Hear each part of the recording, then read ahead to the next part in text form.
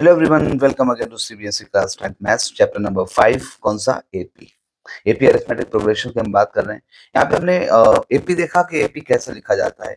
AP होता है ए comma A2 A3 A4 and AN।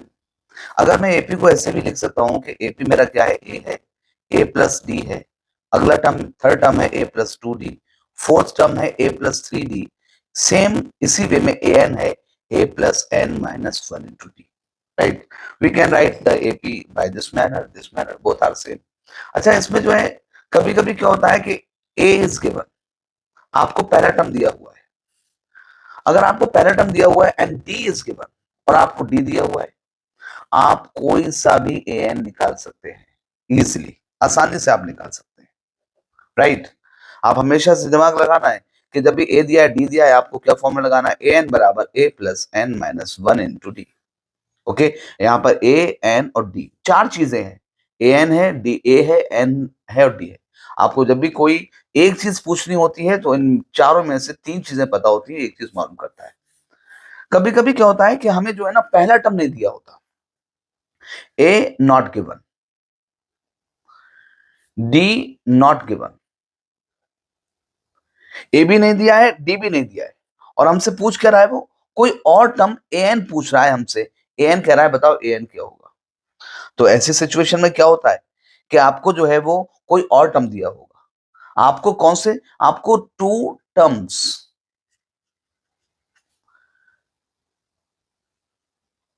After first, पहले के बाद कोई से भी दो टर्म्स आर गिवन दिए होते हैं। इस सिचुएशन में आपको याद रखना है कोई से भी दो टर्म्स दिए होंगे। जैसे एक एग्जांपल मैं बताता हूं उसमें कि अगर आपका एक एपी है और एपी का एट्थ टर्म आपको दिया हुआ है 31 एंड आपको ए 16 दिया हुआ है, ए 15 दिया हुआ है आपको 59। ए 15 कितना दिया हुआ है, 59। तो कह रहे हैं कि find the AP, find the AP या फाइंड द कोई भी टर्म। फिर मैं इसको इधर ही करता हूं। तो इसे हम कैसे सॉल्व करेंगे? सबसे पहले देखें, यहाँ पे हमने सॉल्व करना है इसे। तो ए 8 दिया हुआ है ना, इस सिचुएशन में याद रखना कि जब आपको पहला टर्म ना दिया हो, बीच के कोई दो टर्म दिए होंगे, तब आप इक्वेशंस बनाएंगे। इक्वेशन कैसे बनाएंगे? ए 8 का मतलब है, ए 8 का मतलब है क्या, ए प्लस 7D बराबर 31, और 15 का मतलब है ए प्लस 14D बराबर 59। यहाँ पर देखो इक्वेशन बन गई। यहाँ पे एक वेरिएबल ये, इसमें दो वेरिएबल दो वेरिएबल, तो यहाँ पर एक पेयर ऑफ इक्वेशन बन गया। हम जानते हैं, हमने थर्ड चैप्टर में ये पढ़ा हुआ है। यहाँ पर ए और ए दोनों सेम है, हमने लिख दिया। सब्ट्रैक्ट करने पर ये माइनस हो गया, ये माइनस हो गया, ये प्लस का था ये माइनस हो गया, प्लस माइनस की चीजें आपस में कट गई। माइनस का 14 है और प्लस का 7 है, तो माइनस का 7D बचा।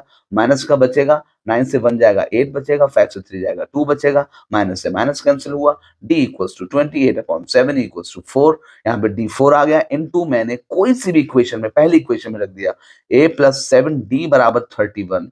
देन a कितना है मेरा, ए नहीं है, 7 into 4 इक्वल्स टू 31। ए बराबर 31 minus 28 equals to 3। A equals to 3। If I have to make the, अगर यहाँ पे ए कितना आ गया, d equals to 28, a plus 7D बराबर 31, 28 बराबर 31, 31 माइनस 28 बराबर 3। अब मैं यहाँ पे एपी बना सकता हूँ। एपी कैसे बनाऊंगा? पहला टर्म हो गया 3, दूसरा टर्म क्या होगा, उसमें 4 जोड़ दो, कितना हो जाएगा 7, फिर कौन सा होगा, उसमें 4 जोड़ा 11 के बाद 14। अभी मैंने ये किया था, है ना।